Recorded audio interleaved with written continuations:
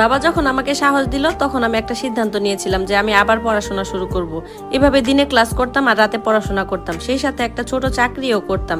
শুরুতে খুব কষ্ট হতো, কিন্তু ধীরে ধীরে সবকিছু সহজ হতে লাগলো। একদিন আমার এক শিক্ষক আমাকে বললেন, তুমি কি ব্যবসা শুরু করার কথা ভেবেছো?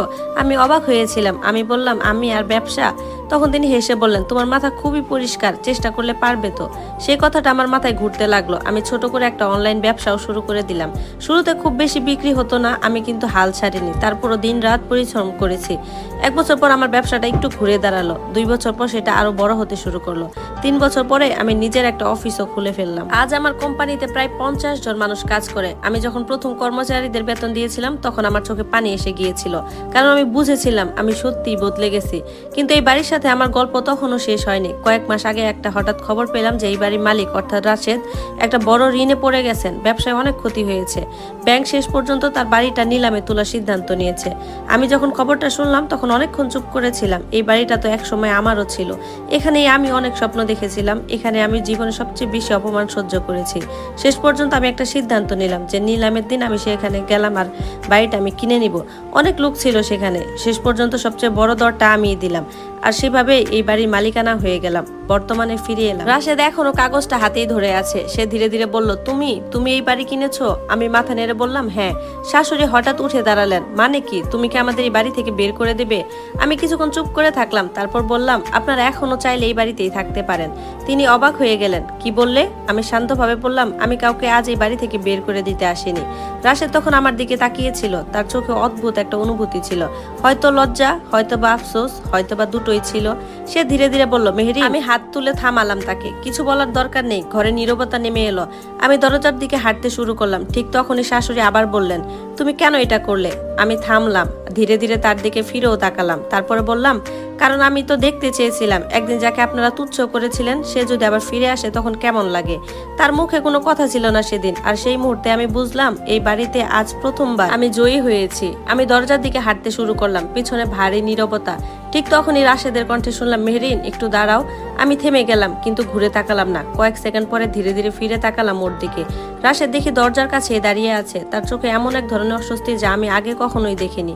তুমি কি একটু ভেতরে বসবে? সে বলল। তৎক্ষণাৎ শাশুড়ি মা বলতেছেন, কেন বসবে? তার তো কোনো কাজ নাই এখানে, সব কাজ তো শেখ, এখন চলে যাক। আমি তখন শান্ত গলায় বললাম, আমি কয়েক মিনিট বসবো এখানে। ড্রয়িং রুমটা দেখে আগের মতোই আছে, একই সোফা, একই আলমারি, একই দেওয়ালের ছবি, কিন্তু আজ একটা জিনিস আলাদা। আজ আমি এখানকার অতিথি, এই বাড়ির মালিক হিসেবে এখানে বসে আছি। আমি সোফায় বসলাম। রাশেদ আমার সামনে দাঁড়িয়েই রইল। কিছুক্ষণ কেউ কথা বলল না। তারপর সে ধীরে ধীরে বলল, তুমি সত্যি অনেক বদলে গেছো।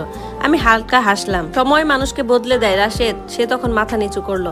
তুমি কি আমাকে ঘৃণা করো? প্রশ্নটা শুনে আমি কয়েক সেকেন্ড চুপ করে থাকলাম। তারপর বললাম, আগে করতাম। সে একটু চমকে উঠলো। আমি আবার বললাম, আমি এখন আর করি না। সে জিজ্ঞাসা করলো, কেন? আমি শান্তভাবে বললাম, কারণ আমি বুঝেছি ঘৃণা ধরে রাখলে মানুষ শুধু নিজেরই ক্ষতি হয়। ঘরে বাতাস আবার নীরব হয়ে গেল। ঠিক তখনই শাশুড়ি হঠাৎ বললেন, তুমি কি আমাদের বাড়ি নিতে এসেছো? আমি তার দিকে তাকালাম। বাড়ি তো ইতোমধ্যেই আমার।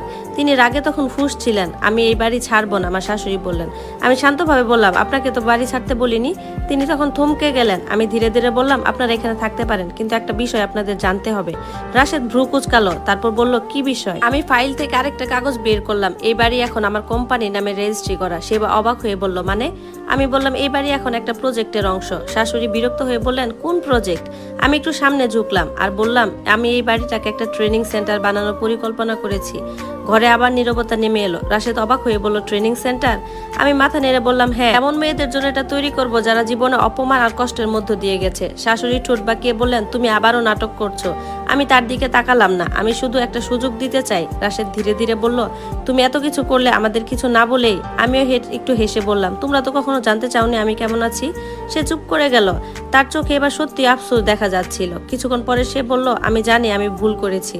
আমি কিছু বললাম না। সে আবার বলল, সেদিন যখন তুমি চলে গিয়েছিলে আমি তোমাকে থামাতে পারিনি। আমি শান্তভাবে বললাম, তুমি তো চেষ্টাও করনি থামাতে। তার মাথা আরো নিচু হয়ে গেল। শাশুড়ি বিরক্ত হয়ে বললেন, এখন এসব কথা বলে লাভ কি? আমি ধীরে ধীরে উঠে দাঁড়ালাম। ঠিকই বলেছেন মা, অতীত নিয়ে কথা বলে কোনো লাভ নেই। আমি দরজার দিকে হাঁটতে লাগলাম। ঠিক তখনই রাশেদ আবার বলল, মেহরিন একটা কথা বলবো। আমি থামলাম। বলো। সে কয়েক সেকেন্ড চুপ করে রইল, তারপর ধীরে ধীরে বলল, তুমি চলে যাওয়ার পর সবকিছু বদলে গিয়েছিল। আমি ভ্রু কুঁচকে বললাম, কিভাবে? সে একটা দীর্ঘ নিঃশ্বাস ফেলে বলল, তুমি চলে যাওয়ার পর থেকে বাবার ব্যবসা খারাপ হতে শুরু করে, ঋণ বাড়তে লাগলো, ব্যাংকের চাপ বাড়লো, শেষ পর্যন্ত বলে সে থেমে গেল। আমি বললাম, শেষ পর্যন্ত কি? সে ধীরে ধীরে বলতে লাগলো, বাবা এই ধাক্কা সহ্য করতে পারেনি। আমি চুপ হয়ে গেলাম। 3 বছর আগে বাবা মারা গিয়েছেন। ঘরটা হঠাৎ খুব ভারী হতে লাগলো। ধন্যবাদ সবাইকে। এই গল্পের বাকি অংশগুলো পর্ব আকারে দেওয়া থাকবে, সবাই কমেন্ট বক্স থেকে দেখে নেবেন। ধন্যবাদ। ততক্ষণ সবাই সাথেই থাকুন।